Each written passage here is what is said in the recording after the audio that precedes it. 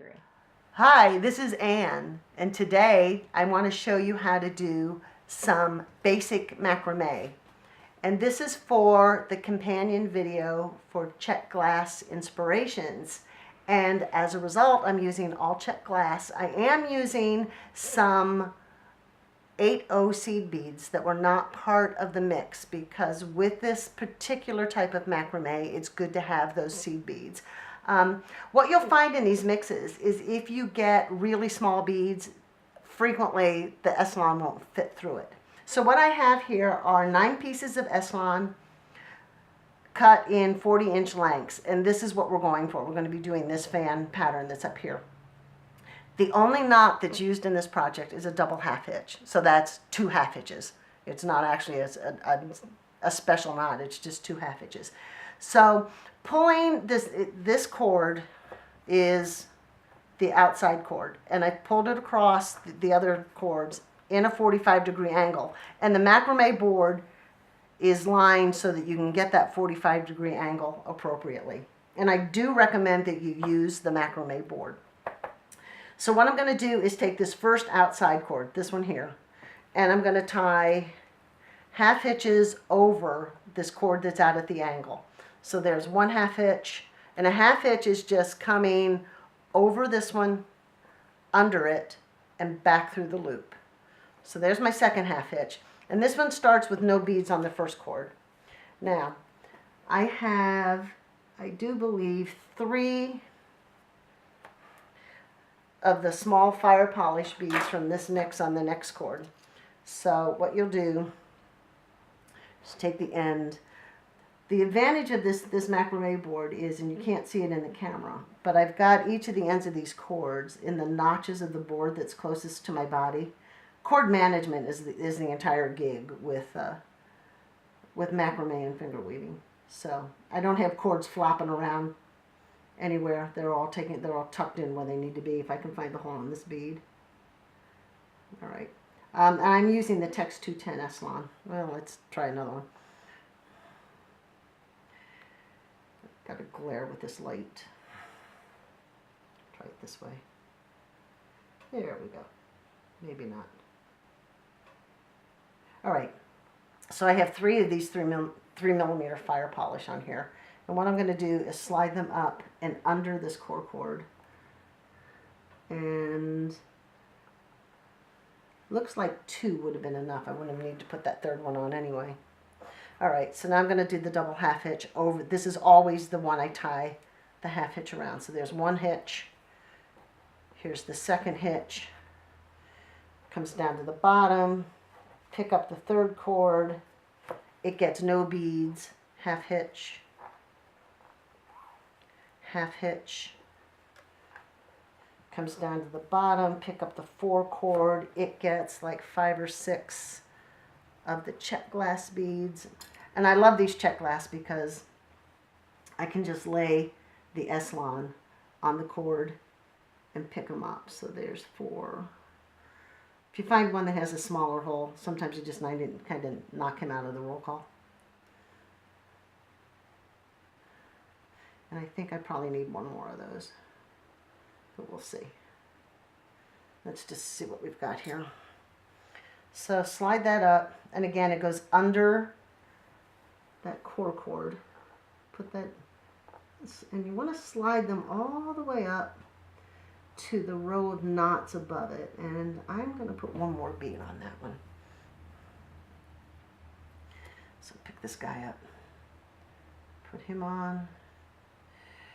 I don't have beeswax or anything on this, so sometimes if you stiffen the strand with nail polish or beeswax, that can help. All right, that's pretty good. Double half hitch, there's 1. Here comes the next one. Cord goes down to the bottom, picking up number 5. No beads on this one. Actually, I'm going to tighten that cord up a little bit. There's 1. Notice when I pull this tight, I tend to put my finger down on the board, and that just allows all of these knots to line up beautifully. All right, now this next one, again, I have nothing but 8O Czech seed beads. So I'm going to pick up like 9 or 10 of those.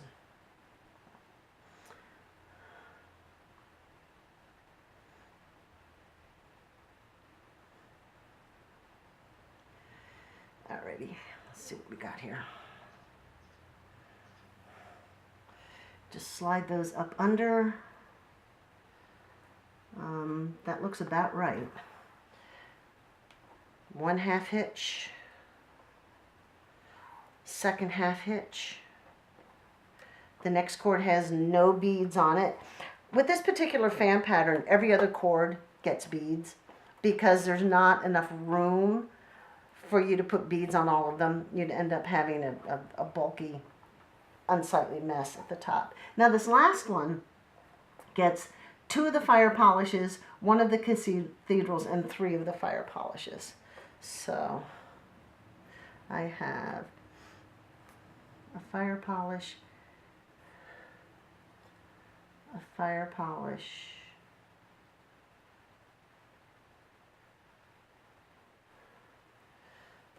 the cathedral. Oops. Well, actually, this one's a fire polish, a larger fire polish. Looks like it's 6mm. A smaller fire polish. That's the one that didn't want to go through the last time. And I need 2 more of the fire polish. Let's see if we can find those in the mix here. And you are at the mercy of these mixes. So you can add some other things, but if you're actually trying to use the mix as it comes, you're kind of mercy at the beads that are available.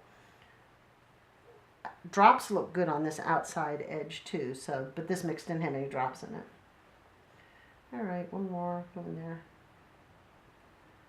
All right, slide them up under the core, make that fan shape, because what happens is as you add the beads as it goes out, you've got a greater length from here to here, so you can put more beads on it, and it just makes that fan shape, and it's really pretty. There's 1. Here's 2. Now that does it for that row, but you can see with this pattern that what I've done is I've put 3 rows of knotting in between. I started with 3 rows of knotting, did the beads, 3 rows of knotting. So what I do now is I put this core cord back in the lineup and take this outside core and bring it over at the 45-degree angle and just secure it on the outside edge of the board. And now all I do is tie knots. No beads this time. There's 1/2 hitch, 2 half hitches, and put it down at the bottom. Get the next one, 1/2. Now I am using 2 different colors of cords on this, which I think gives an interesting pattern. You don't have to. You can use solid colors. You can use 3 colors if you want. There's 1, there's 2, and 1 and 2. The beauty of this board is being able to keep these cords taut by just adding them down at the bottom. The board is notched all the way around the edges. I don't know if you can see that in the video, but it's available from anybody that is a beadsmith distributor. And this is the full size one. This is 11 by 14. They also make a smaller one, which is, I think, 11 by 7.5. But for most of these larger projects, I like to use the full-size board. It's just a personal preference. All right, I'm just going to finish this up. 1 more. Now, what I'm going to do is take this cord and put it back in line. And what I would do is bring this outside cord across at the 40-degree angle and tie another knot, and then just repeat that same bead sequence until I had it at length. And that's really all there is to these beautiful fan macrame bracelets that you see everywhere. It's just a matter of figuring out what size beads are going to fit in the drop that's available. So if you have any questions, you can always reach out to me. Thanks for your time.